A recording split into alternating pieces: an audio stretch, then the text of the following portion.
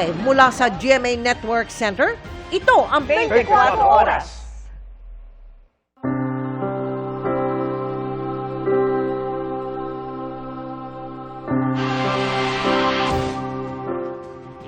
Mula sa mga terminal, pantalan at paliparan, buong puwersang nakatutok ang GMA News para gabayan ang mga babiyahe ngayong Semana Santa 2026. Binabantayan din natin ang daloy ng trapiko sa mga expressway palabas ng Metro Manila. Gayon din ang mga dinarayong lugar, hindi lang para sa bakasyon, kundi para sa pagninilay-nilay.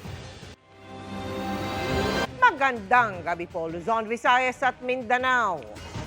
Huling araw ng trabaho para sa marami, kaya dagsana sa iba't ibang terminal, pantalan at paliparan ang mga biyahero ngayong Semana Santa. Doble ang pag-iigpit, lalo't sa ilang airport, daan-daang basyon ng bala at live ammunition ang nakumpiska.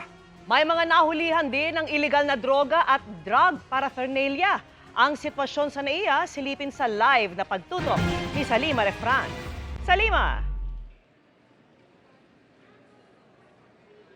Mel, Vicky, Emil, marami na ang mga pasahero dito sa departure area ng NAIA Terminal 3. Katunayan ay mahaba na yung pila dun sa mga check-in counters para sa evening flights ngayong Miyerkules Santo. Kaya naman ang mga otoridad nagpaalala sa mga pasahero, wag nyo na pong dadalhin yung mga pinagbabawal tulad na lamang ng mga patalim, baril, anting-anting na mga bala o kaya mga basyo nito. Katakot-takot po na perwisyo at abala ang mararanasan ninyo. Naka-heightened alert ang mga otoridad sa lahat ng paliparan sa bansa ngayong Semana Santa.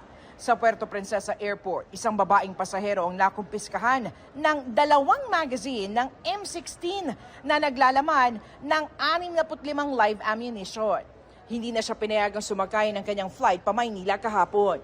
Ayon sa Office for Transportation Security, 200 basyo ng bala at live ammunition ang nakumpiska sa mga pasahero sa lahat ng paliparan simula noong linggo.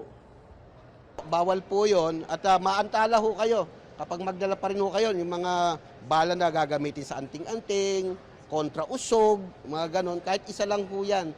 Yung mga empty shells na nakukuha natin, even yung live ammunitions na nakukuha natin, pinoprofile natin yung mga taong nakukuhanan natin yan. And then after profiling, check natin kung ano yung reason nila why they are in possession of those ammunitions. 13 cartridges naman ng liquid marijuana at 3 piraso ng drug paraphernalia ang nakumpiska sa isang pasahero sa NAIA Terminal 2 noong Lunes. Nadetect sa scanners ang kahina-hinalang mga bagay sa bagahe na nakumpirma naman ng inspeksyonin ng K9 unit at ng PDEA. Na-inquest na ang nasabing pasahero para sa paglabag ng Dangerous Drugs Act. Alas 4 ng hapon na magsimulang kumapal ang mga pasahero sa NAIA Terminal 3. Ito na ang evening rush para sa mga biyahe ngayong Miyerkules Santo. Pero ang pamilya ni Andrew, kagabi pa nasa terminal para sa biyahe ngayong gabi pa Jensen. Iuuwi na raw niya doon ang pamilya mula Pangasinan dahil sa hirap ng buhay ngayon. Inagaan lang po namin dahil hindi po alam kasi traffic po, baka mahuli po kami sa flight. Kaya maaga pa kaming umalis sa Pangasinan. Ganun nangyayari, taas na ng bilihin ngayon. Yung bigas, saka diesel, ganun, taas na ng presyo. Biyaheng Boracay naman si Daniel at kanyang mga senior na magulang. Pinaghandaan at pinag-ipunan raw nila ito. 70th birthday ng mother ko. Kaya po titreat po ako po siya. Kain na lang po namin yung mga hotels na may mababang rates po. Saka po yung mga restaurant na sulit po kapag kinainan. First time going to Boracay. Masaya. Kasi nasunod din yung dream ko na makapunta doon. Si Transportation Secretary Giovanni Lopez, lumipad pa probinsya sakay ng isang budget airline. May ginagawa na raw ang pamahalaan para maibsa ng epekto ng krisis sa Middle East at pagtaas sa mga produktong petrolyo. Parati natin pinapaalala na planuhin mabuti at maaga ang pagbabiyahe sa mga ganitong panahon ng Semana Santa. Sa mga susunod na araw, kung magtataas man, no, ang ating pamasahe pagdating sa airfare natin, I think ay minimal lang po. Kasi meron naman mga government interventions. So I think yung mga ticket na nabili na ay matutuloy pa rin ang mga pagbabiyahe ng ating mga kababayan. Pinayagan man ng Civil Aeronautics Board ang hiling ng mga airline na iakyat sa maximum na Level 8 ang fuel surcharge ngayong Abril. May discount naman na binigay ang Civil Aviation Authority of the Philippines o CAAP para sa passenger fees at landing at take-off fees ng mga aircraft. Starting today, nagbawas naman kami ng passenger service fee, 50%. At yung tinatawag na landing and take-off fees ng mga airlines, binawasan na rin ho sa order ni Secretary Banoy na gawing 50% ang discount para at least makabawas doon sa cost ng ticket ng mga pasahero. Ang Bureau of Immigration nagdagdag naman ng mga kawani para tumulong sa dami ng mga pasaherong palabas at papasok ng bansa. Pumalo na sa 112,000 ang daily average na mga outbound at inbound passengers sa 3 terminal ng NAIA ngayong Semana Santa. Nagsasabay din po ito ngayon sa mga nagpupunta ng bakasyon, umaalis sa ating bansa at nagsisidatingan sa atin. At kasabay din po nito, alam po ninyo, meron tayong repatriation ngayon na nangyayari. Kaya we are actually deploying more people sa ating mga primary inspections. At the same time din po, meron tayong sa secondary inspection.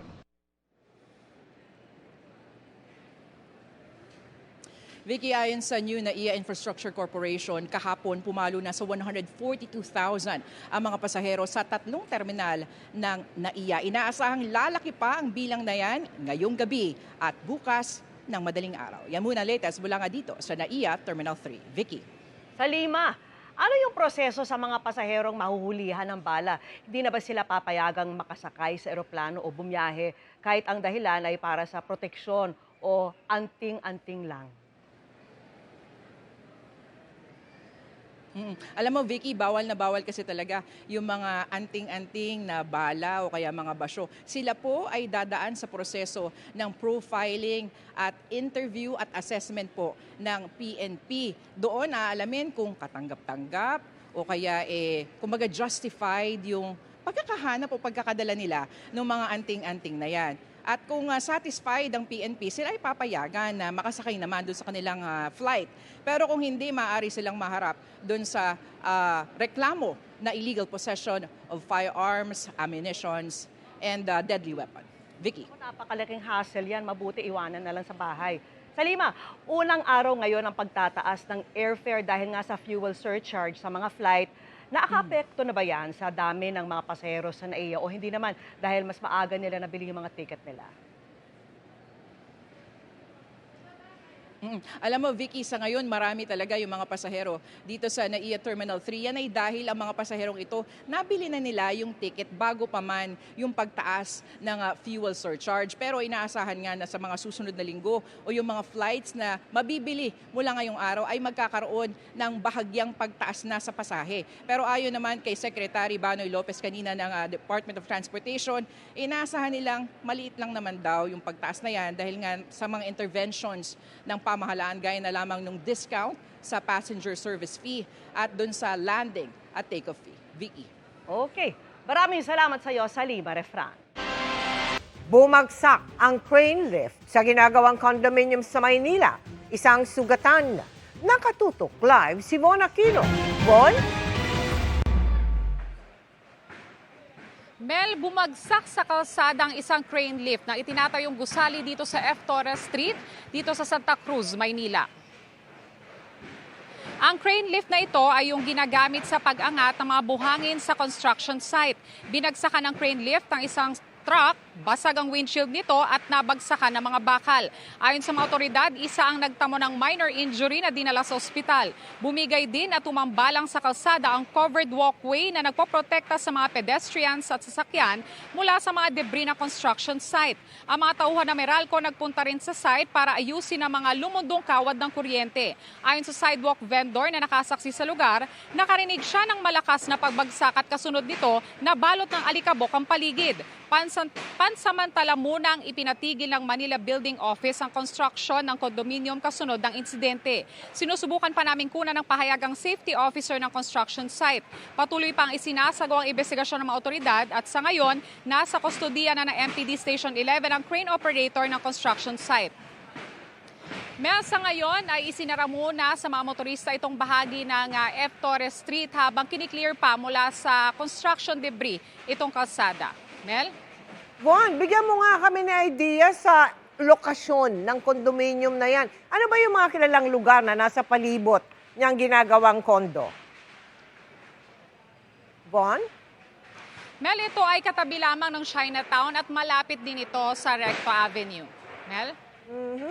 Maraming salamat sa iyo, Von Aquino.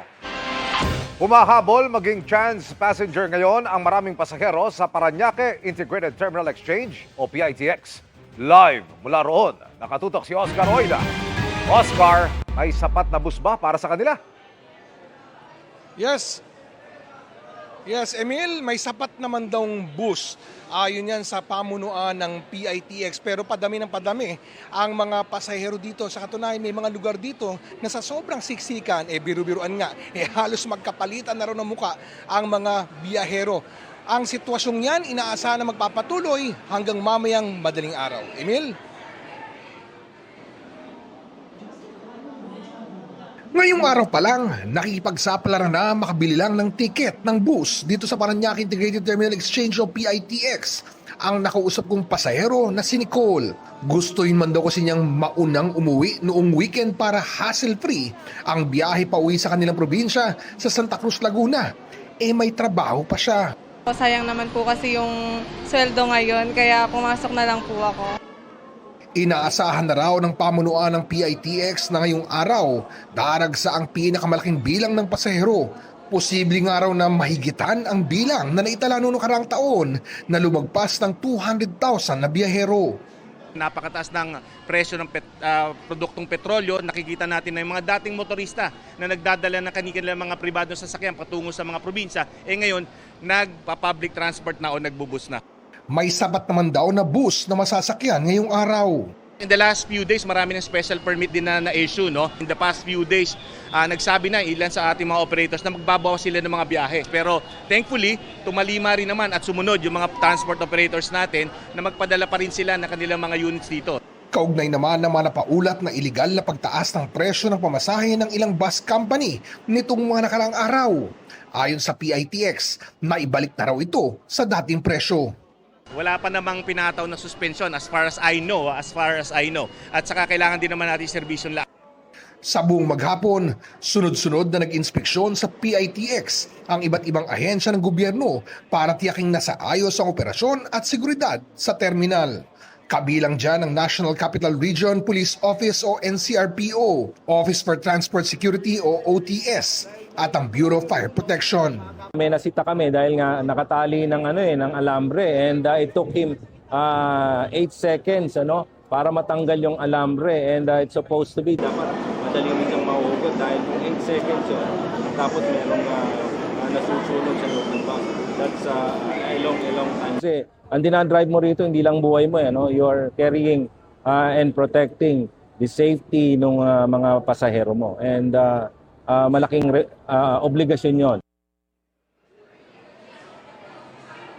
Samantala, Emil, as of 6 p.m., ayon sa pamunuan ng PITX ay umabot na sa 157,000 ang bilang ng mga pasahero dito. Emil? Oscar, noong isang linggo pa lamang tiniyak na ng PITX na sapat itong mga bus. Pero yung mga ngayon pa lamang napupunta riyan para sa kapakanan ng ating mga kapuso, may makukuha ba silang agad na biyahe? Emil, yung sinasabing may sapat na pasahero, ang pinagbabasihan niyan ng PITX sa palagay ko ay yung kanilang tinatayang bilang na posibleng umabot sa mahigit 200,000 pasahero. Pero kung pagbabasihan natin yung mga trend nitong mga nakarang araw, bawat araw nalalagpasan nito yung mga expectation. Kaya paulit-ulit na sinasabi ng pamunuan ng PITX sa mga tao na kung maaari ay magsadya na dito ng maaga para makatiyak, no, mas makatiyak na may makukuha silang mga ticket o may masasakyang bus. Pero as of the moment, gaya na nasabi ng pamunuan ng PITX, mayroong mga bus pa ring available hanggang sa mga sandaling ito. Emil? Maraming salamat, Oscar Oida. Humahabol maging chance passenger ngayon ang maraming pasahero sa Parañaque Integrated Terminal Exchange o PITX. Live mula roon, nakatutok si Oscar Oida. Oscar, may sapat na bus ba para sa kanila? Yes, Emil, may sapat naman daw bus. Ayon yan sa pamunuan ng PITX. Pero padami ng padami ang mga pasahero dito. Sa katunayan, may mga lugar dito na sa sobrang siksikan, biru-biruan nga, halos magkapalitan na rin ng muka ang mga biyahero. Ang sitwasyong yan, inaasahan na magpapatuloy hanggang mamayang madaling araw. Emil? Ngayong araw pa lang, nakikipagsapalaran na makabili lang ng tiket ng bus dito sa Parañaque Integrated Terminal Exchange o PITX ang nakausap kong pasahero na si Nicole. Gustuin man daw kasi niyang maunang umuwi noong weekend para hassle-free ang biyahe pa uwi sa kanilang probinsya sa Santa Cruz, Laguna. May trabaho pa siya. Sayang naman po kasi yung sweldo ngayon, kaya pumasok na lang po ako. Inaasahan na raw ng pamunuan ng PITX na ngayong araw daragsa ang pinakamalaking bilang ng pasahero. Posible nga raw na mahigitan ang bilang na naitala noong nakaraang taon na lumagpas ng 200,000 na biyahero. Napakataas ng presyo ng produktong petrolyo. Nakikita natin na yung mga dating motorista na nagdadala ng kanilang mga pribadong sasakyan patungo sa mga probinsya, ngayon nagpa-public transport na o nagbubus na. May sapat naman daw na bus na masasakyan ngayong araw. In the last few days, marami ng special permit din na issue, no? In the past few days, nagsabi na ilan sa ating mga operators na magbabawas sila ng mga biyahe. Pero thankfully, tumalima rin naman at sumunod yung mga transport operators natin na magpadala pa rin sila ng kanilang mga units dito. Kaugnay naman ng mga napaulat na iligal na pagtaas ng presyo ng pamasahe ng ilang bus company nitong mga nakaraang araw. Ayon sa PITX, naibalik na raw ito sa dating presyo. Wala pa namang pinataw na suspension as far as I know. At saka kailangan din naman natin serbisyon lang. Sa buong maghapon, sunod-sunod na nag-inspeksyon sa PITX ang iba't ibang ahensya ng gobyerno para tiyaking nasa ayos ang operasyon at seguridad sa terminal. Kabilang dyan ang National Capital Region Police Office o NCRPO, Office for Transport Security o OTS, at ang Bureau of Fire Protection. May nasita kami dahil nga nakatali ng ng alambre, and it took him 8 seconds para matanggal yung alambre, and it's supposed to be dapat madali rin siyang mahugot dahil kung 8 seconds yun, tapos merong nasusunog sa loob ng bus. That's a long time. Kasi ang dinadrive mo rito hindi lang buhay mo, you are carrying and protecting the safety ng mga pasahero mo, and malaking obligasyon yon. Samantala, Emil, as of 6 p.m., ayon sa pamunuan ng PITX ay umabot na sa 157,000 ang bilang ng mga pasahero dito. Emil? Oscar, noong isang linggo pa lamang tiniyak na ng PITX na sapat itong mga bus. Pero yung mga ngayon pa lamang napupunta riyan para sa kapakanan ng ating mga kapuso, may makukuha ba silang agad na biyahe? Emil, yung sinasabing may sapat na pasahero, ang pinagbabasihan niyan ng PITX sa palagay ko ay yung kanilang tinatayang bilang, no, na posibleng umabot sa mahigit 200,000 pasahero. Pero kung pagbabasihan natin yung mga trend nitong mga nakarang araw, bawat araw nalalagpasan nito yung mga expectation. Kaya paulit-ulit na sinasabi ng pamunuan ng PITX sa mga tao na kung maaari ay magsadya na dito ng maaga para makatiyak, no, mas makatiyak na may makukuha silang mga ticket o may masasakyang bus. Pero as of the moment, gaya na nasabi ng pamunuan ng PITX, mayroong mga bus pa ring available hanggang sa mga sandaling ito. Emil? Maraming salamat, Oscar Oida. Sa gitna ng kakapusan sa supply ng LPG, tumaas ng hanggang 36 pesos per kilo ang presyo ng LPG ngayong unang araw ng Abril. May paparating namang milyong-milyong tonelada ng LPG para madagdagan ng supply, pero hanggang kailan kaya ito magtatagal? Nakatutok si Maki Pulido. Sa Houston, Texas pa binili ang 44 million metric tons ng LPG na parating sa Pilipinas mula May 15 hanggang June 1. Katumbas yan ng 20 araw na supply para dumami ang inventaryo ng LPG sa 60 araw o hanggang katapusan ng Mayo mula sa dating pang-40 araw lang. Malaking bagay yun. If you compare ourselves with India sa ngayon, hanggang ngayon wala silang product. Pero mahal na ang bili nila kaya itinaas na rin ang presyo nila ng 17 to 36 pesos kada kilo. Ngayong araw pa lang, aabot na sa halos 1,500 pesos ang kada 11 kilo na tangke ng LPG. Utay-utay pa ang price hike kaya may kasunod pa sa mga susunod na linggo. Para iwas hoarding, mismong mga nagbebenta na ng LPG ang nagbabantay kung sosobra sa karaniwan ng binibili o pinaparefill na LPG tanks ng mga customer. Alam namin ang volume requirement lang po nila. Pagka nakita po namin tumaas ang kanilang demand or yung kanilang request for product, kinokontrol po namin dahil alam namin itatago lang po nila yan. Ayon pa kay Arnel T., presidente ng Legasco at founder ng LPG Marketeers Association, government-to-government procurement ito o Department of Energy ang bumili ng dagdag na supply sa Amerika. May mga LPG supply din anyang maaring bilhin ng DOE mula Mexico at Canada. Kami pa rin po magbebenta, pero at least the product is provided by the government. We will be paying the government based on the cost at kami naman, we have to sell it to the public based on the cost of the government plus a little margin. Kahit mga LPG retailer tulad ni Maribeth, pinapayuhan ang mga customer niyang magtipid sa LPG. Konting pagtitipid po sa pagdating po sa pagluluto. Magluto na po ng hanggang, halimbawa nagsasaing ka po ng kanin, yung hanggang maghapon yun na po. Pero imbes na magluto, mas tipid para sa taxi driver na si Francisco kung o-order na lang sa karinderya ng kalahating ulam at isang order ng kanin. Lulutuin mo, siyempre dadaan sa LPG talaga. Kaya po, kumakain na lang kami sa labas para medyo makatipid. Sabi ni Marilu na may-ari ng karinderya, hindi sila kumikita sa mga kalahating order, lalo't nagmahal din ang mga sangkap ng ulam at bigas. Para makatipid sa LPG, naggagatong na lang siya. Natatakot po, yun ang pinangambahan ko na magsara o humina. Alin po doon sa dalawa na yun. Pag po humina, laban pa rin ang laban hanggang kaya pa. Nakakayak po talaga kaya lang lalaban pa rin. Pati supply ng diesel at gasolina binabantayan kaya hinigpitan na rin ng Department of Energy. Sa inisyo nitong operating guidelines para pigilan ang hoarding, sinabing maaring pansamantalang limitahan ang dami ng binibiling petrolyo kung kailangan. Hihigpitan din ang regulasyon sa paggamit ng mga container. Pero wala pang ibang detalyeng ibinigay ang DOE kaugnay nito at kung kailan ito ipatutupad. Muli raw bubuuin ng DOE-DOJ Task Force para mag-imbestiga at maghain ng reklamo kaugnay sa mga matatanggap na report ng hoarding. Maki Pulido, Nakatutok, 24 Oras. Dumako naman tayo sa Batangas Port kung saan marami ang nanibago sa bagong sistema ng pagkuha ng biyahe. Mula roon nakatutok live si Bam Alegre. Bam, hanggang anong oras inaasahan ang dagsa ng mga pasahero dyan? Bam? Okay. Miyerkules Santo, pinaghandaan nga yan ng pamunuan ng Batangas Port na dadagsa yung mga pasahero dito. Pero sa latest estimate nila as of this afternoon, 15,000 lamang yung foot traffic kumpara sa mahigit 29,000 noong nakaraang taon.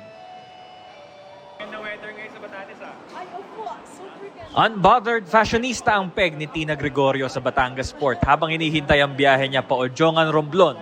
Nakabili siya ng ticket online in advance. Okay lang po kasi ngayon kasi nakapag-book na po kami kaagad.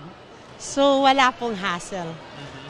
Pero palagay ko ang dami pong nakapila dun sa labas na wala pang ticket pa. Pero kapag pasahero lang na walang dalang sasakyan at wala pang online ticket tulad ni April Garga, kailangan ng pass mula sa Online Registration Assistance System o ORAS. 26 years siya nagtrabaho sa Korea at ngayon lang magbabalik bayan. Reunion nila magkakapatid sa Boracay at kahit nagmahal ang pamasahe, wala raw kapalit ang oras para sa pamilya. Sabi ng kapatid ko, ate, uwi ka, mag-reunion tayo sa nito nga, 60 years old na kasi pagdating kasi sa mga birthday, siyempre lagi ako wala. Ito yung mga help desk para dito sa mga kailangan ng tulong sa Oras Pass. Yung mga walang internet access o kaya yung nahihirapan sa teknolohiya.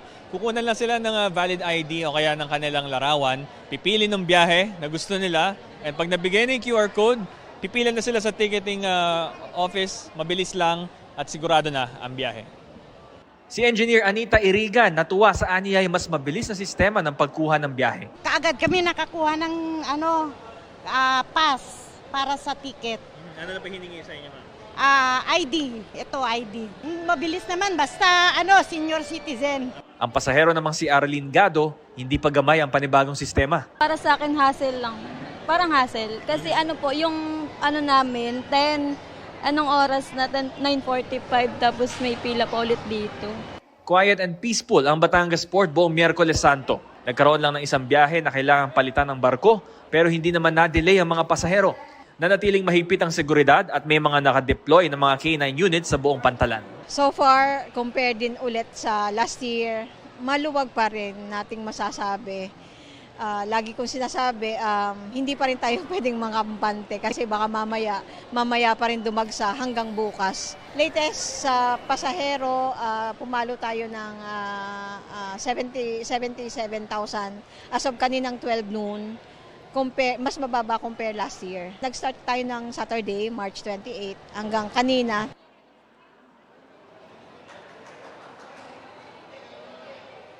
Mel, patuloy yung pagdating ng mga pasahero at round the clock naman ang serbisyo ng mga help desk. Live mula rito sa Batangas Port, Bam Alegre, nakatutok 24 oras. Maraming salamat sa iyo, Bam Alegre. Babala mga kapuso, ang susunod naming ibabalita ay nagtatalakay ng sensitibong paksa. Dahil hindi na masikmura ng isang grade 6 pupil ang mga umunay kaso ng rape na talamak sa kanilang lugar. Kay Pangulong Bongbong Marcos na siya nagsumbong sa pamamagitan ng isang sulat. Kabilang umano sa mga biktima ang nakatatanda niyang kapatid na may kapansanan pa. Ang tugon ng Pangulo sa aking pagtutok. Sa mismong seremonya nang matapos niya ang grade 6 level kung saan number 1 sa klase, inihayag ng 11 taong gulang na si Mao ang pagkabahala sa mga kaso ng rape sa kanilang lugar. Tandang-tanda yan ni Camille Dowling, ang direkto ng ampunan kung saan na rin nag-aral si Mao. She gave a speech. She was the speaker kasi first in her class. She said to the people, I would like to ask for your permission. Meron kaming petition na for ni-sign nyo mga nandun na 200 people. I-submit ko po to sa munisipyo. Maglalakad po ako ng 14 kilometers. I'd like to ask for your permission. And then what she did was she walked out with a sign that said, I just want to go to school and not be raped. Pero ang panawagan hindi lang umabot sa munisipyo, kundi hanggang sa Malacanang. Mag-aanin na taong gulang pa lang si Mao nang kupkupin na ng mga Christian missionary sa bahay ampunang ito sa Tinambak, Camarines Sur. Kasama niya sa shelter ang ating may intellectual disability at inang kusinera sa ampunan. Dito na rin naging aktibo sa kawang-gawa si Mao at naging mulat sa lipunan. Hanggang maisip na sulatan mismo si Pangulong Bongbong Marcos para idulog ang pang-aabuso sa mga kabataan sa lugar, kabilang ang paghahasaan niya sa ating may kapansanan. This was their idea. So I think napagod lang po talaga yung mga children and they wanted to stand up for yung kanilang mission. I am not surprised sa kanyang love and bravery. We're very proud of who she is. Sa impormasyong nakalap ng GMA News, mula sa isang nakakaalam ng kaso, 2 beses ginahasa ang ate ni Mao. November 17, 2022, tapos Feb 14, 2023. When she was raped, she was 22 years old and she's special. She's a special child siya. So she has an IQ of 50.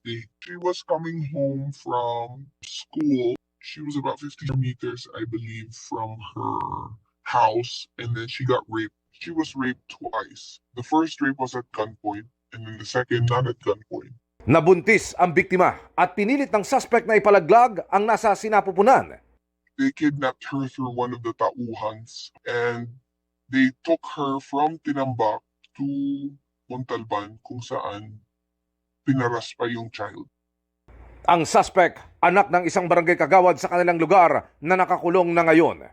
A case has been filed against the rapist, but the kidnapping has not been filed. Ayon pa sa informante, Hinahanap din ang isa pang anak ng kagawad na gumahasa naman sa isa pang dalagang taga roon. The elder son of the Kagawad raped another girl in 2018. The Kagawad, he has these sons. 2 of them have raped children in our community. Sa tugon ni Pangulong Bongbong Marcos sa liham ni Mao, sinabi niyang nagalit siya sa mga ikinikwento ni Mao. Tiniyak din ng Pangulo ang kaligtasan ni Mao at mga kapatid nito at ang paghahanap sa mga gumawa ng masama sa kanila. Nangako din ng tulong ang Pangulo kay Mao at sa kanyang mga kapatid. Si PNP Chief Jose Melencio Nartates naman, iniutos ang pagsisiyasat sa kaso. I have already directed the concerned units, particularly RD of PRO5, RD of NCRPO, RD of 4A, the CIDG, as well as the District Director of QCPD. As of now, for your information, a case had been filed already. As to the case of abortion in Montalban, we are looking after this person. Anong personality nun or sino yung abortionist dun. Lumuwas ng Metro Manila si Mao kasama ang mga taga-Redeemer Homeless Mission na kumukupkup sa kanya para tumanggap ng konting tulong sa DSWD. Mag-i-extend rin tayo ng financial assistance doon sa mga families na very peculiar yung story. Yung families because of poverty, napipilitan sila na makitulog doon sa shelter. May kasi mga bahay nila either nasira ng calamity or wala talaga silang titirahan. Ngayong umaga, umuwi na sila ng Bicol. Masaya kahit papaano na naiparating ng direkta ang hinaing sa mga opisyal ng gobyerno. Ang hangad po talaga ni Mao is maging curious po tayo sa ating sistema. Ang nangyayari yung politika, sumisingit sa pag-aalaga, totoong pag-aalaga ng ating komunidad. Emil Sumangil, Nakatutok, 24 Oras. Taliwas sa inaakala, hindi naging matumal ang dagsa ng mga pasahero sa mga provincial bus terminal sa Quezon City. Ang sitwasyon sa maghapon sa pagtutok ni Marisol Abduraman. Bukod sa public announcement system, idinaan na rin ng Philippine National Police sa placards ang kanilang paalala sa publiko na mag-ingat ngayong Semana Santa. Gaya nilang sa bus station na ito dahil maraming tao gustong makatiyak ng PNP na ligtas ang mga biyahe. Kanina, ininspeksyon ni NCRPO Regional Director Anthony Aberin ang sitwasyon sa ilang bus terminal sa Cubao, Quezon City, partikular ang deployment ng mga pulis dito. Yung pananamantala ay palagi po ang ating kapulisan dyan na nagbabantay to make sure na ligtas ang ating mga kababayan, lalong-lalo na po yung ating mga kababayan na bibiyahe. We assure you at this point in time, wala pa pong direktang banta sa seguridad dito po sa Metro Manila. Mahigpit ang bili ng NCRPO chief sa mga pulis. Walang alis sa kanilang AOR. Make sure na they properly supervise and monitor their personnel, especially po sa mga nakadeploy. Ang dagsa ng mga pasahero sa terminal ngayong araw, ikinatuwa naman ng mga bus driver. Nung nakaraang linggo daw kasi, punuan na ang mga biyahe, kaya inakala nilang magiging matumal na ang biyahe ngayon. Ang gawa ng Biyernes pa lang, nag-aakota kami ng pasahero. Okay. Pag sinabing di inasan, ibig sabihin yung dami. Opo. So mas marami pong nauwi ngayong taon na to. Sa tingin ko, ayon sa mga pasahero, ngayon talaga sila nakatakdang umuwi dahil may mga pasok pa sa trabaho. Ikinatuwa naman nila ang pag-iikot ng mga otoridad at ang pagkakaroon ng police presence sa mismong bus station. Papasalamat ako gawa ng mayroong nag-guide sa amin dito sa terminal namin, ng mga katulad ng HPG. Mas okay po sa inyo. Opo. Kasi mas protektado kami. Oo, maganda rin para alam mo safe ka. Okay lang po kasi para po maging ligtas po yung kapaligiran. Marisol Abduraman, Nakatutok, 24 Oras. Sa Baguio City naman, ramdam ng ilang sektor ang pagbaba ng bilang ng mga turista kumpara sa mga nagdaang Semana Santa. Alamin natin ang sitwasyon doon sa live na pagtutok ni Bea Penla. Bea? Sino ang mga umaaray dyan? Bea? Mel, umaaray ang ilang maliit na negosyo dito sa Baguio City na nakadepende sa turismo para sa kanilang kita. Habang tumataas kasi ang presyo ng mga bilihin, ang negosyo nila naghihikaos na. Pailan-ilan na lang ang bumibisita sa mga dating dinaragsang tourist spot sa Baguio, gaya ng Lion's Head. Para sa maraming turista, hindi kumpleto ang Baguio travel experience kung walang picture dito sa Lion's Head sa Cannon Road. Pero matumal ang dating ng mga turista kung ikukumpara raw nung mga nakaraang Semana Santa. Parang ang mga konti ngayon maluwag pa. Sinasaway kasi ng mga pulis ang mga motoristang pumaparada sa tabi ng kalsada para magpakuha ng litrato. Mahigpit na ipinatutupad ang no parking sa lugar na ito dahil nagiging sanhi ito ng trapiko. Ito'y matapos sabihan ng DILG ang mga lokal na pamahalaan na tanggalin ang mga harang o choke point sa kalsada. May designated parking lot naman bago makarating sa Lion's Head, pero kapag nalagpasan na ito ng mga motorista, wala nang ibang bukas na paradahan. Umaaray na ang mga maliliit na negosyo malapit sa Lion's Head dahil bukod sa paghihigpit, kumakaunti na rin daw talaga ang mga turistang nagpupunta sa Baguio. Swerte na raw kung umabot ng 200 hanggang 350 pesos ang kita nila sa isang araw. Hindi nila sapat para sa kanilang pamilya. Wala anak, wala kaming benta. Wala eh. Ang hirap anak ng buhay namin ngayon dito sa may ulo ng layon. Kaya tiis-tiis lang. Wala kaming kikitain. Lalo na pa ngayon, pinag-igpit nila. Ngayon lang sana, hanggang linggo lang. Pagdating na naman ng Lunes, wala naman nga kanana. Ayon sa Baguio City LGU, talagang hirap ang mga maliliit na negosyo na kumita sa gitna ng taas presyo sa langis.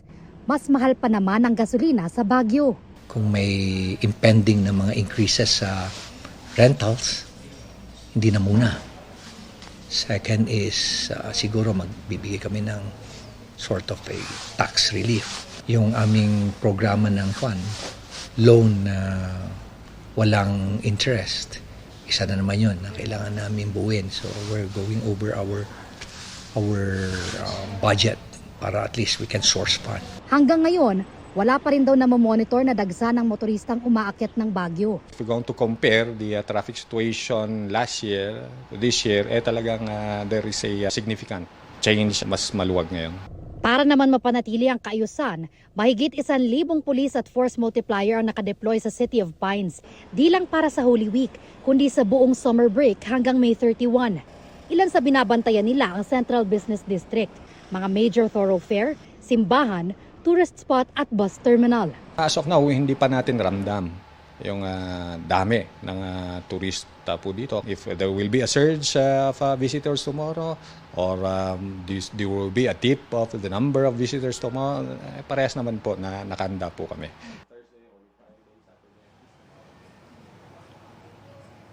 Mel, simula bukas, umaasa ang Baguio LGU na bahagyang dadami ang bilang ng mga turista na aakyat dito sa summer capital of the Philippines. Yan.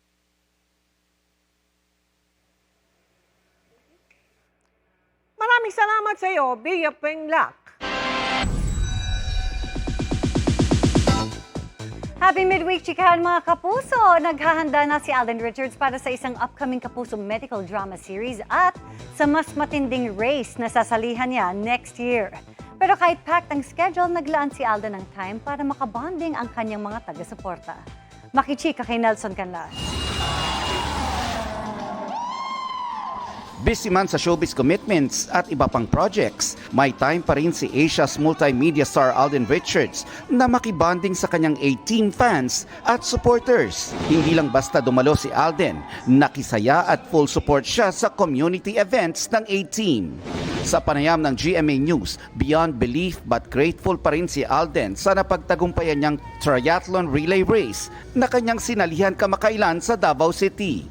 Sanay na raw ang kanyang katawan sa biking pero marami pa siyang challenges na hindi niya inasahan na kanyang kakaharapin sa araw na yun. Kumapit lang daw siya sa kanyang pananampalataya at paniniwala na malalampasan niya ang ilang oras ng pagbisikleta. The race route was situated alongside the coastal road of Davao City. So bukod sa napakainit, yun yung isa sa physical difficulty. Yung hangin, during the last 10 kilometers, gusto ko nang mag-give up eh. Kasi bumibigay na yung katawan ko, bumibigay na rin yung legs dahil sa pagod saka sa init. And but sabi ko, either one, hindi ko siya tatapusin, tapos di-disappoint ko yung mga taong naniwala sa akin, and most especially, I would disappoint myself. Or I would finish it bibigay ko lahat. I will empty the tank and make everyone proud and happy of all the efforts I've done to be able to finish the race. So syempre, doon tayo sa positive. Kaya tinapos natin ng ganun. Dahil nasimulan na niya ito, gusto raw ni Alden na magtuloy-tuloy na para sa iba pang race. Maghahanda na rin daw si Alden para sa mas matinding race next year. Speaking of preps, nagre-ready na rin si Alden para sa upcoming Kapuso Medical Drama Series na kanyang pagbibidahan soon. Pre-production is being done right now, so magkakaroon siguro kami ng StoryCon very soon.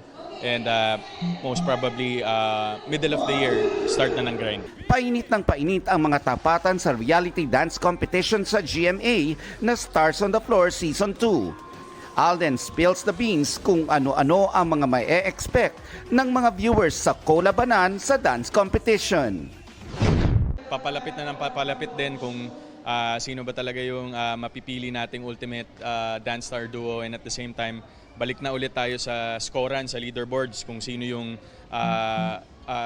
para mapili natin kasi yung ultimate dance star duo. Accumulated siya all throughout the episode, starting from the day na naging permanent duo sila. So abangan nyo, maraming plot twists na mangyayari dito sa Stars on the Floor dahil sobrang gagaling lahat ng mga duos na napapanood nyo every Sunday. Nelson Canlas, updated sa Showbiz Happenings. Mga kapuso, dumami na ang mga dumaraan sa North Luzon Expressway o NLEX. Kumpara sa karaniwan, kaya nagbukas na po ng counterflow lane at nagdagdag ng cash lane. Ang lagay ng traffic doon, silipin sa live na pagtutok ni Maris Sumali. Maris, darami pa ba ang mga motorista riyan? Emil, habang kumagabi nga ay mas nadaragdagan pa yung bumabagtas ng mga sasakyan dito sa North Luzon Expressway para sa Semana Santa. Ilang biyaheng norte na nakausap ko ang kakayod pa rin imbes na magbakasyon ngayong Semana Santa. Mahirap po ang buhay, ma'am. Talo ka pag bakasyon, gastos. Kailangan hanap buhay talaga. Anyway, namamasyal naman ako, ma'am. Okay lang. Hindi deserve na magbakasyon sa taas ng sa taas ng gasolina, ganyan. Saka yung mga bilihin. Trabaho muna, ma'am, para sa pamilya. Pero may mga magbabakasyon pa rin na ayaw abutan ng siksikan para makatipid sa gas. Para mas hindi na rin po sumabay sa ibang pauwi pa lang mamaya. Yun po, lalo na mahal yung gas. Lalo pag nadamay ka pa sa traffic, edi lalong mas hassle. Kahit mahal yung gasolina, okay lang. Okay pa rin? Tuloy pa rin. Mahalaga rin. Kasi para mapag-relax din. Kasi puro trabaho na isang taon eh. Ayon sa pamunuan ng NLEX, mas konti ang dumaan ngayong maghapon kumpara sa parehong panahon noong 2025 Holy Wednesday. Pero kung kumpara sa karaniwang araw, mas marami nang dumaan sa maghapon sa NLEX. 4,300 na yan kada oras, mas marami sa daily average na mahigit 3,000. Kaya nagbukas na ang NLEX ng isang lane pa Maynila bilang counterflow lane. Around 1 p.m., tumaas na po yung volume po natin. Kinakailangan po namin mag-implement kaagad ng counterflow from Balintawak to Marilao area para hindi na po mag-build up. Dahil nagpapabagal ang mga nagbabayad ng cash, ginawa ng 7 lanes ang para sa cash mula sa dating 3 hanggang 4. May mga itinalaga na ring charging station para sa mga electric vehicle.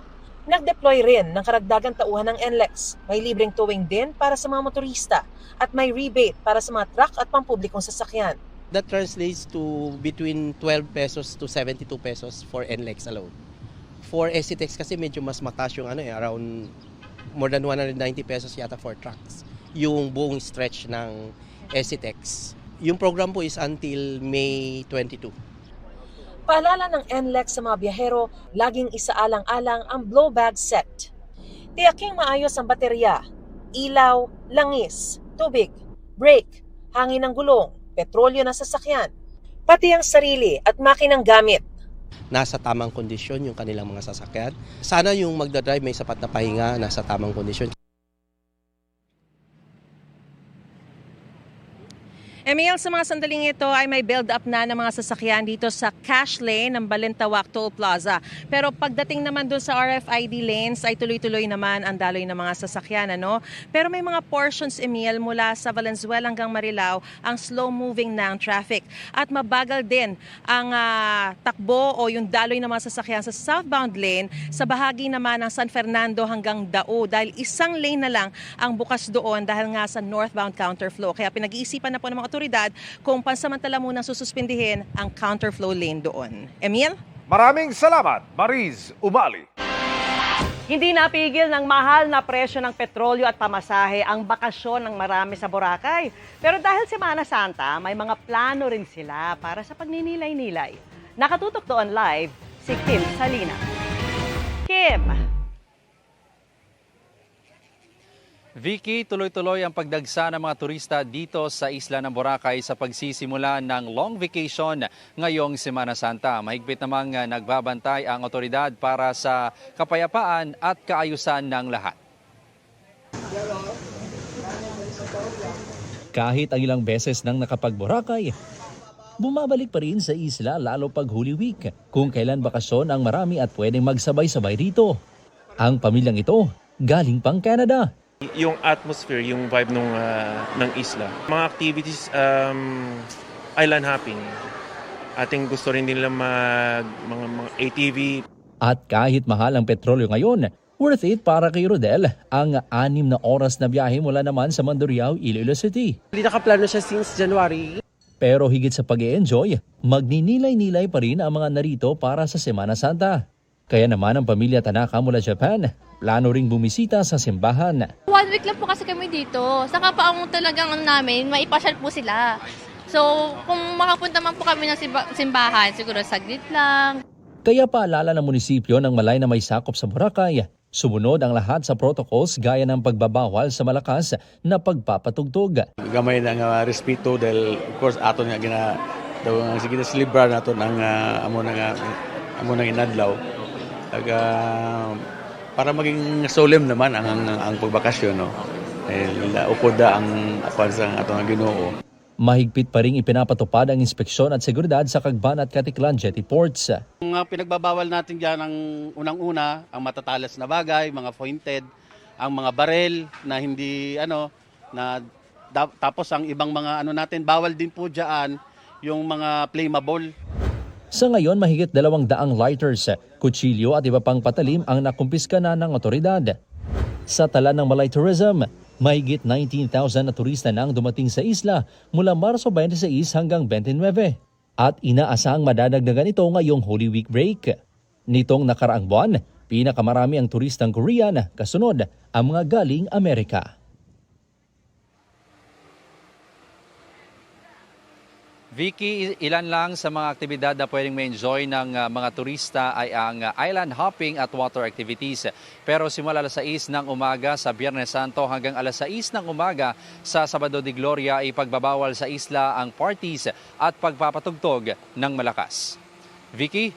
Maraming salamat sa iyo, Kim Salinas ng GMA Regional TV. Mga kapuso, sa mga bibiyahe patimog naman, isasara po mamaya ang bahagi ng EDSA Magallanes southbound. Kung daraan naman sa South Luzon Expressway, mas konti na ang mga sasakyan kumpara sa mga nakaraang Semana Santa. Live mula sa SLEX, nakatutok live si Rafi.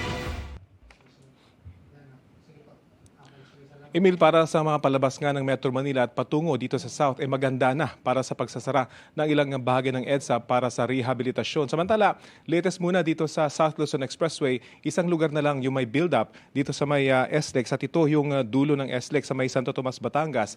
Dahil may isinasagawang curing, nasa proseso ng curing yung ginagawang kalsada. Kanina ay bahagyaring nagka-build-up sa may Calambe exit pero ngayon ay maluwag na ito. May mga bagyaring build-up dahil naman sa mga minor na aksidente na itala dito sa expressway, bagamat mabilis naman itong na-clear. Pansin naman ang pamunuan ng SLEX sa Emil na kumpara sa mga nagdaang Semana Santa at mga mahabang bakasyon, mas konti nga yung dumaraan dito sa South Luzon Expressway. Pagpasok pa lang sa SLEX mula sa Magallanes Interchange, mabilis na ang biyahe ng mga sasakyan. Wala rin ng karaniwang build-up sa bahagi ng Alabang. hanggang sa makarating ng Tunasan at Carmona, maluwag at mabilis ang daloy ng mga sasakyan. Ayon sa operator ng SLEX, malaki ang pagkakaiba ng daloy ng trapiko ngayong Semana Santa kumpara noong mga nakaraang taon. Simula po kagabi, inobserbahan na namin, kanina umaga, ganun din kaninang tanghali, na talagang hindi po nagkakaroon tayo ng talagang traffic build-up. Talagang light traffic po tayo at mabilis po ang mga sasakyan, ang mga takbo ng mga sasakyan. Siguro po dahil na rin po dito sa yung pagtaas po ng petrolyo. Pero hindi lang daw ngayong linggo ito pansin ang pagbaba ng bilang ng mga motoristang dumaraan dito. Simula nung tumaas po yung petrolyo, bumagsak na po yung volume of vehicles natin ng 10 to 15% po. Doon sa average daily natin traffic. Pero kung dito sa SLEX, maluwag ang daloy ng mga sasakyan, posibleng iba ang maging sitwasyon sa EDSA bago makarating sa southbound ng Magallanes flyover. Isasara kasi ito simulang mamayang alas 10 ng gabi para sa asphalt overlay bilang bahagi ng isinasagawang rehabilitasyon ng EDSA. Ang mga magtutungo sa Pasay mula sa Makati, kailangang dumaan sa alternatibong ruta. Bago makarating sa flyover, dumaan sa service road ng EDSA, kumanan sa Chino Rosas Avenue, kanan sa Antonio Arnaiz Avenue, kumaliwa sa Osmeña Highway at kumanan pabalik sa EDSA. Magtatagal ang pagsasara ng Magallanes flyover southbound hanggang Lunes ng madaling araw. Inasahan kasing kaunti ang sasakyan sa Metro Manila ngayong Semana Santa, kaya ngayon itinaon ang pagsasara sa isang bahagi ng flyover. Pero ang ibang kalsada sa ibang bahagi ng bansa, itinigil muna ang pagkukumpuni para hindi maaberya ang mga motorista. Kanina, ininspeksyon ni Secretary Vince Tiso ng MacArthur Highway kaugnay nito. Diyos ng Pangulo natin, kaya nga tayo, going tayo. So, yung DPWH sa mga national roads natin na babaybayin ng mga behero natin ngayong all week. Kaya nga talaga, wala munang construction, wala munang mga stop and go, yung tumutugon yung traffic. Kasi kapag yan tumugon, kapag yan naaberya, dagdag konsumo sa gasolina yan. Emil, dahil nga may kabilisan ng biyahe sa malaking bahagi nitong South Luzon Expressway, babala ng pamuno ng SLEX, sundin ang speed limit para iwas disgrasya. Yan ang latest mula dito sa Monitoring Center ng South Luzon Expressway. Emil? Maraming salamat, Rafi Tima. Ang military campaign ng Amerika sa Iran na naging mitya ng krisis ngayon sa buong mundo, tatapusin na raw ni US President Donald Trump sa loob ng 2 o 3 linggo. At kumpiyansa siya na kapag nangyari ito, bababa na rin daw ang presyo ng produktong petrolyo. Nakatutok si Chino Gaston. Mahigit 1 buwan mula nang sumiklab ang gulo sa pagitan ng Amerika at kalyadong Israel laban sa Iran, tuloy pa rin ang mga pag-atake ng magkabilang panig. Ang tanong ng marami, kailan kaya ito matatapos? Sinabi ngayon ni US President Donald Trump, tatapusin na niya ang military campaign ng Amerika sa Iran sa loob ng 2 hanggang 3 linggo. The US will be gone or done with the war in 2 I think weeks. with 2 or 3 weeks, we'll leave. Ito raw ay kahit wala silang mabuong kasunduan sa Iran. We're negotiating with them when we feel that they are, for a long period of time, put into the Stone Ages and they won't be able to come up with a nuclear weapon. Then we'll leave. Whether we have a deal or not, it's irrelevant. Now, it's possible that we'll have a deal because they want to make a deal. Dagdag ni Trump, pag nadapos ang gulo, bababa na rin daw ang presyo ng gasolina. What is the plan to bring them back down? All I have to do is leave Iran, and we'll be doing that very soon, and they'll become tumbling down. Sinisisi ni Senador Panfilo Lacson si Trump kung bakit nasa krisis ngayon ang buong mundo. Sa isang post sa social media, sinabi ni Lacson na dahil sa kanyang mapangahas na mga aksyon na hindi naman nagtagumpay, dapat aniyang panagutin si Trump hindi lamang ng Amerika kundi ng buong mundo. Ayon sa international law professor na si Attorney Evcar Ferrer, maaring kasuhan ng US at si Trump dahil sa kasulukuyang krisis. Pwede daw itong isampa hindi lang ng Iran, kundi ng mga bansa gaya ng Pilipinas na umaaray sa epekto ng giyera sa kanilang ekonomiya. Napapaloob daw ito sa ilalim ng Doctrine of State Responsibility sa ilalim ng international law at pwedeng idulog sa International Court of Justice o ICJ. Merong 2 elemento na present. Pwede nating sabihin o i-argue na halimbawa under Article 51 ng UN Charter, pwede lang ang pag-atake sa sitwasyon ng self-defense or pagtatanggol sa bansa mo. Pwede mo lang sabihing attributable ito kung opisyal ng bansa or mga agents niya. And in this case, desisyon to ng presidente or head of state ng isang bansa, which is US. Sa ilalim ng UN Articles on the Responsibility of States for Internationally Wrongful Acts o RCWA, pwedeng humingi ng danyos mula sa US para sa pagbagsak ng ekonomiya, kawalan ng remittances mula sa gitnang silangan at epekto ng pagsipa ng presyo ng produktong petrolyo sa mga industriya ng bansa. Pero tila malabo itong mangyari. Ayon sa Article 36 ng RCWA, ang pwede for damages would anything that's accessible, pwedeng i-assess, financially accessible. And it will include loss of profits. Even if you file a case, ang question, how do you hold someone, a country that big accountable? Yun eh. Like kahit pa nga manalo ka, ang question, paano mo siya i-enforce? Halimbawa na lang daw ng kawalan ng enforcement power ang kaso ng Nicaragua sa US kung saan pinagbabayad ng danyos ng ICJ ang US sa ginawang pakikialam, pagpondo sa mga rebelde, paglagay ng mina sa mga karagatan at iba pang panggigipit sa Nicaragua noong dekada 80. Hanggang ngayon daw kasi, hindi pa kinikilala ng US ang desisyon ng ICJ. Shino Gaston, Nakatutok, 24 Oras. Handa ang Iran na tulungan ang Pilipinas sa hiling nitong padaanin sa Strait of Hormuz ang mga barkong may kargang langis para sa bansa. Ayon sa Malacanang, ito ang lumabas sa pulong kanina ni Iranian Ambassador to the Philippines Yusuf Esmailzadeh, Foreign Affairs Secretary Tess Lazaro at Energy Secretary Sharon Garin. Ayon sa Malacanang, hiniling ni Lazaro na ligtas na paraanin ng Iran ang mga Philippine-flagged vessels para sa kaligtasan ng ating mga marino at para masiguro ang ating supply. Naging bukas daw ang pulong kaya malaki ang tsansang pagbibigyan ng Iran ang hiling ng Pilipinas. Nakatakda raw makausap ni Lazaro ang Foreign Minister ng Iran bukas. Sinalakay ng mga otoridad ang isang opisina sa Makati dahil sa umano'y investment scam. Ayon sa nagreklamo, lumobo sa 19 million pesos ang inilagak niya pero hindi umano ito pinapayagang makuha. Nakatutok si John Consulta. Bit-bit ang search warrant. Paspasang pinasok ng NBI Cybercrime Division at ibang supporting units ang isang opisina sa gusaling ito sa Makati City. Open! Taas kamay! Upo! Mabay sa batok! Upo! Mabay sa batok! Ayon sa NBI, inireklamo ang grupo na nag-ooperate online. Ayon sa complainant, hindi kayat daw siyang sumali sa mentoring program para sa pagpapalago ng stocks at crypto hanggang sa hiningan daw siya ng investment. Nag-invest siya in US dollars. So lumaki itong investment niya through the mentor, tinuturuan siyang mag-trade. And later on, lumobo up to 19 million pesos ang kanyang investment. So nung time na nakita niya malaki na, gusto na niyang mag-withdraw. And that time, hindi na siya pinayagan. This is a lifetime savings.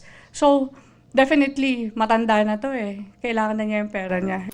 21 ang arestado, kabilang ang 4 na Indian nationals. Kinumpiska din ang lahat ng kanilang gamit. Nag-file kami ng kaso for a FASA law, violation of FASA law, the Anti-Financial Scamming Act, and also the Financial Products and Services Consumer Protection Act. Inaanyaya ng NBI ang iba pa mga posibleng naging biktima ng kumpanya na magpunta lang sa kanilang tanggapan para maalalayan sila makapaghain ng karagdagang reklamo. John Consulta, Nakatutok, 24 Oras. Hindi muna tuloy ang pagre-retiro ni Ruben Enaje na kilalang nagpapapako sa krus sa Pampanga kahit hirap na dahil sa edad at karamdaman. Yan ay habang inihahanda ang kapalit sa tradisyon ng Barangay Kutod tuwing Semana Santa. At nakatutok si Sandra Aguinaldo.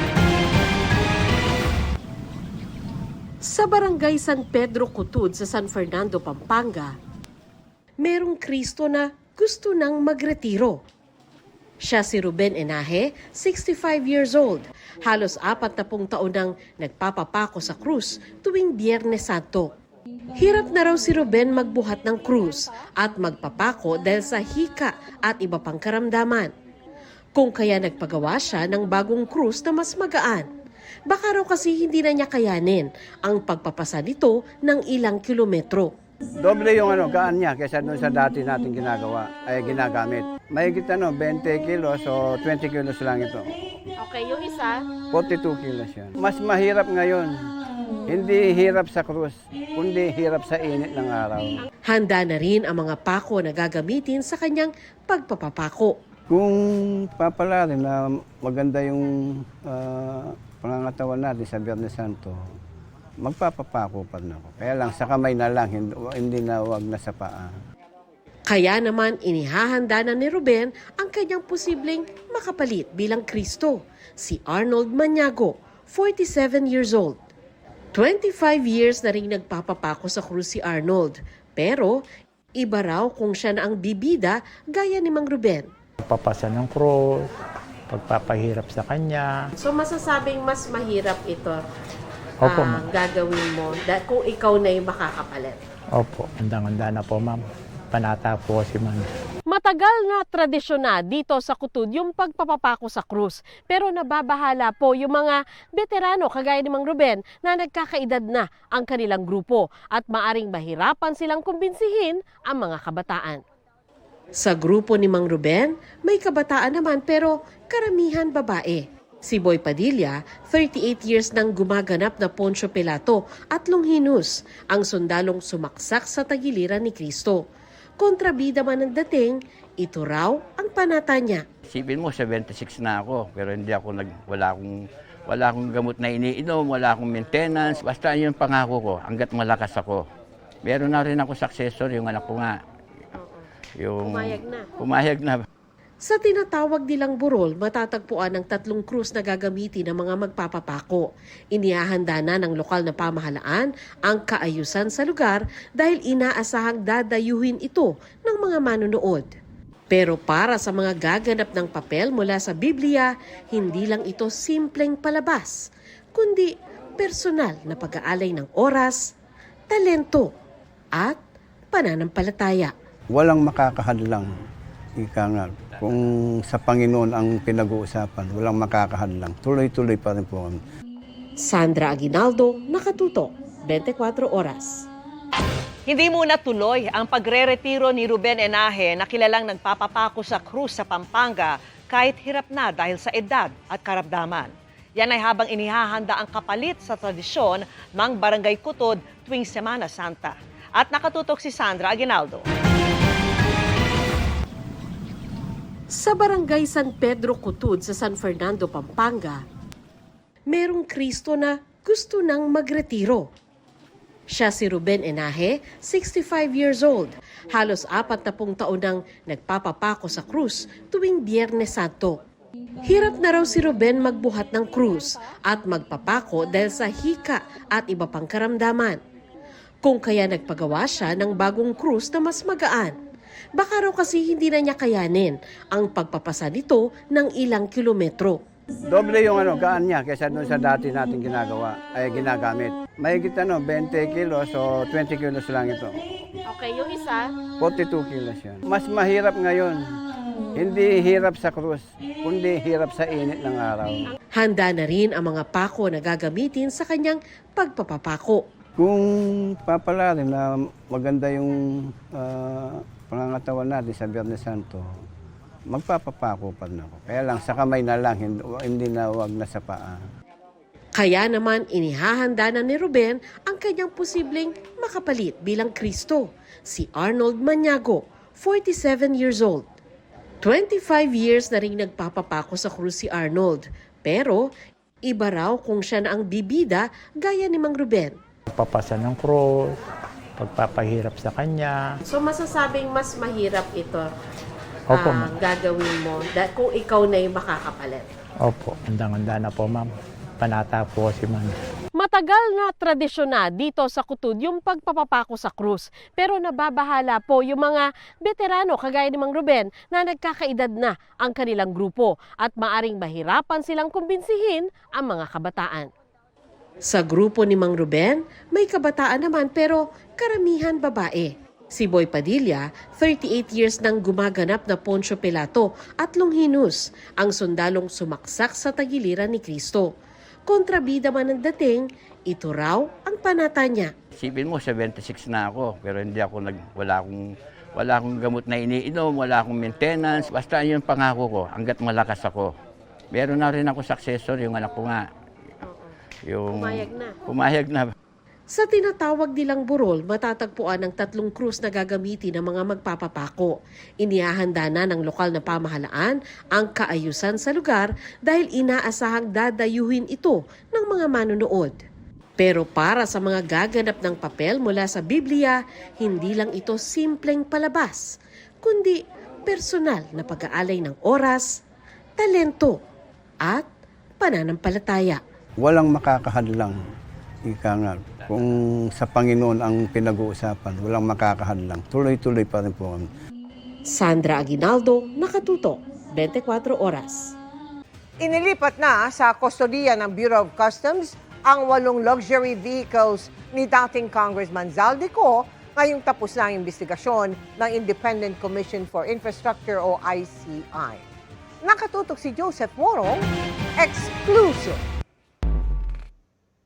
Kinuha na ng Bureau of Customs mula sa tanggapan ng Independent Commission for Infrastructure o ICI ang 8 sa 18 luxury vehicles ni dating Congressman Zaldico na nakumpiska nitong Enero. Inilipat na ang mga ito sa compound ng Customs sa Manila sa pagtatapos ng termino ng ICI kahapon. Ilan sa mga inilipat ang 2022 Rolls-Royce Phantom 8 na ito na may sarili ring payong at nagkakahalaga ng abot 40 million pesos. Meron ding iba pang mga mamahaling brand ng sasakyan. Takaw tingin ng mga mamahaling sasakyan habang inililipat ito pa Maynila. Ayon sa Bureau of Customs, sinahabol ng kampo ni dating Congressman Zaldico itong mga luxury vehicles ito. Pero ayon sa BOC, kapag napatunayan na may problema sa papel, ang mga sasakyang ito ay pwedeng i-auction ito sa publiko. Posibleng umabot sa 100 million pesos pa ang pwedeng mabawi ng gobyerno pag sinubasta ang mga ito. To be fair, we will still observe due process for everybody.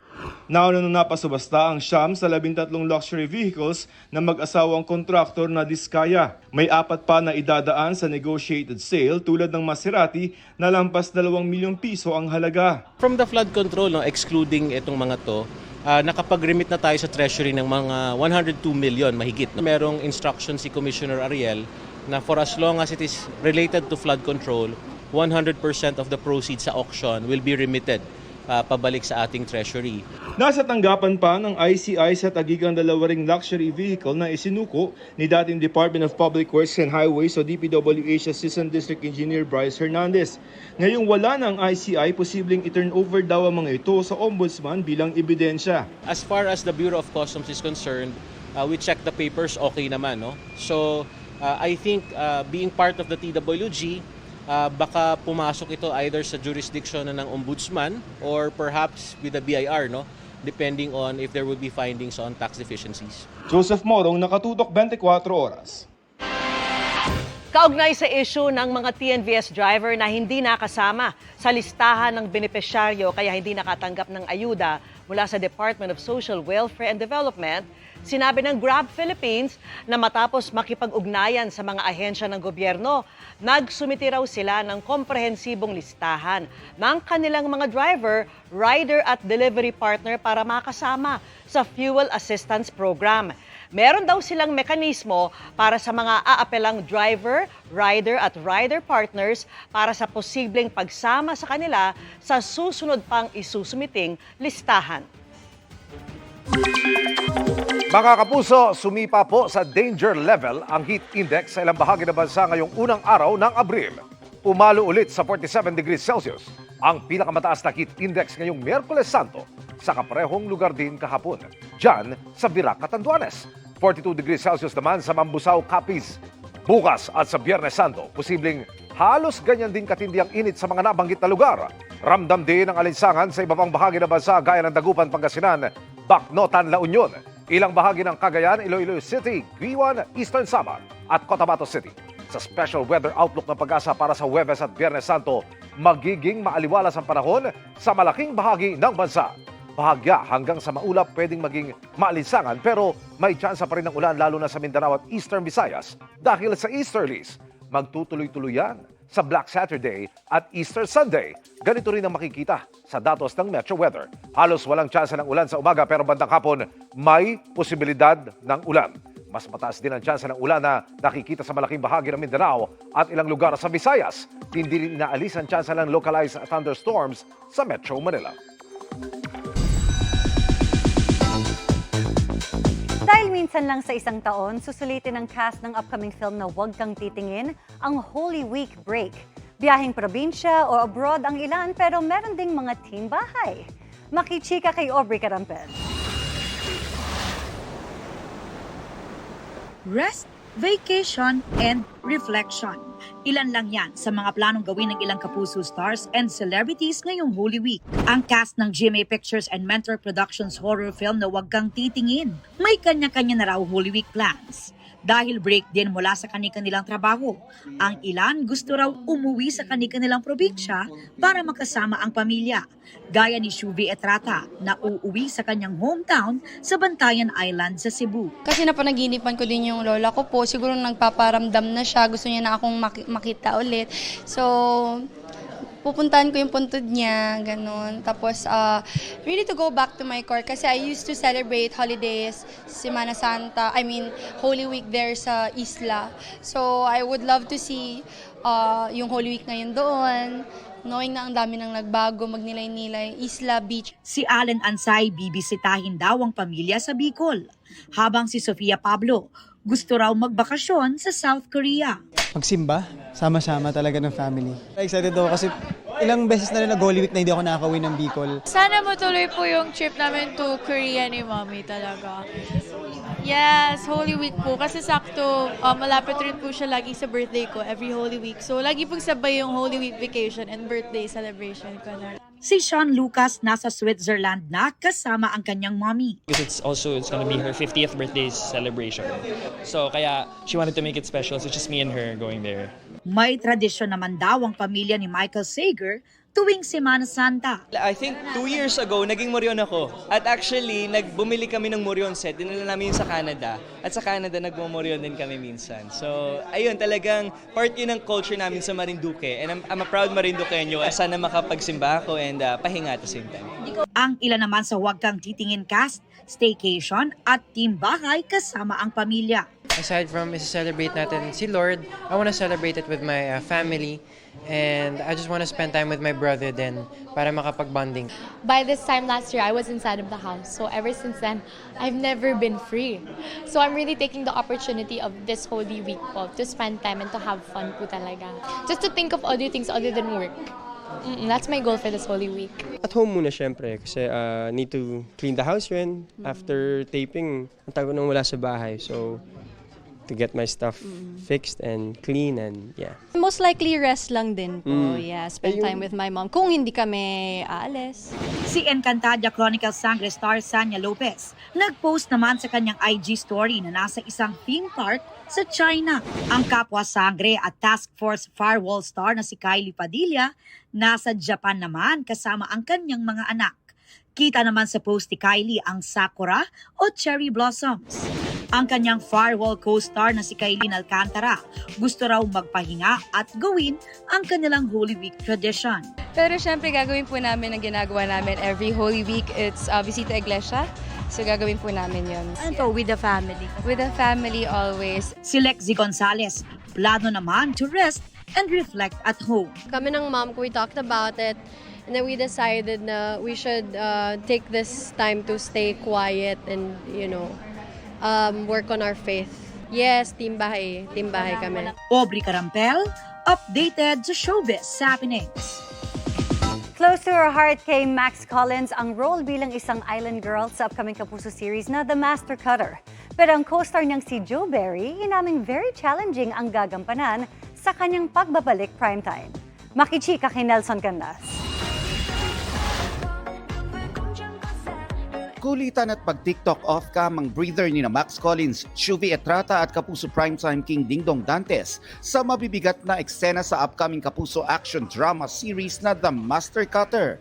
Sabi ni Max, malapit sa puso niya ang kanyang magiging role, kaya hindi naging mahirap ang kanyang mga naging preparation. Kung nakikita rin daw ang mga sexy post ni Max sa social media na nasa beach siya, dala-dala niya ito sa kanyang karakter. My character is like an island girl, so I feel like it's very close to home. Since island girl naman talaga ako, I lived in Boracay, diba? I went to Palawan for a while to immerse. Nag-immerse, but palagi naman ako nasa beach. So I guess para lang before nag-taping kami sa Bataan, I wanted to be in the beach na para mas natural for me, the feeling of tan and I could do grounding. Para naman kay Joe Berry, magkaharong excitement at kaba ang kanyang pagbabalik primetime. Sa The Gift, huling napanood si Joe sa primetime kung saan kasama niya si Alden Richards. Dito sa The Master Cutter, natupad naman ang pangarap niyang makatrabaho si Dingdong. Sobrang layo po nito sa lahat ng nagawa ko and it's very physically challenging talaga sa akin. Kaya excited din ako kasi ngayon ko pa lang din nakikilala yung character ko as Ame. Dahil nga physical yung talaga, yung character ko. Nakikita ko din dito kung hanggang saan kaya ng katawan ko. Malapit din daw sa kanyang mga personal advocacies ang role niya, kaya buong buo niyang ibibigay ang puso niya sa karakter. As a boxer po dito si Ame and marami pong ipapakita dito na sana kapulutan ng aral na hindi dapat ganun ang gawing trato sa mga little people. Hindi lang daw action at drama ang mapapanood sa The Master Cutter. Bawat galaw dapat sukat na sukat. Samot-saring emosyon daw ang bubulaga sa mga Kapuso viewers gabi-gabi sa bawat episode. Lahat kami, we all have a mixture of everything. So yes, there is a little bit of action, there's romance, there's comedy din, a lot of drama, but so lahat kompleto talaga for the whole family. Nelson Canlas, updated sa Showbiz Happening. And that's my chika this Wednesday night. Ako pa si Iya Arellano. Miss Mel, Miss Vicky Emil. Thank you, Iya. Salamat, Iya. Thank you, Iya. At yan ang mga balita ngayong Miyerkules. Ako po si Mel Tiangco. Ako po si Emil Sumangil. Ako po si Vicky Morales. Ito ang GMA News. Walang kinikilingan. Walang pinoprotektahan. Noon at ngayon, serbisyong totoo. At dahil hindi natutulog ang balita, nakatuto kami 24 oras.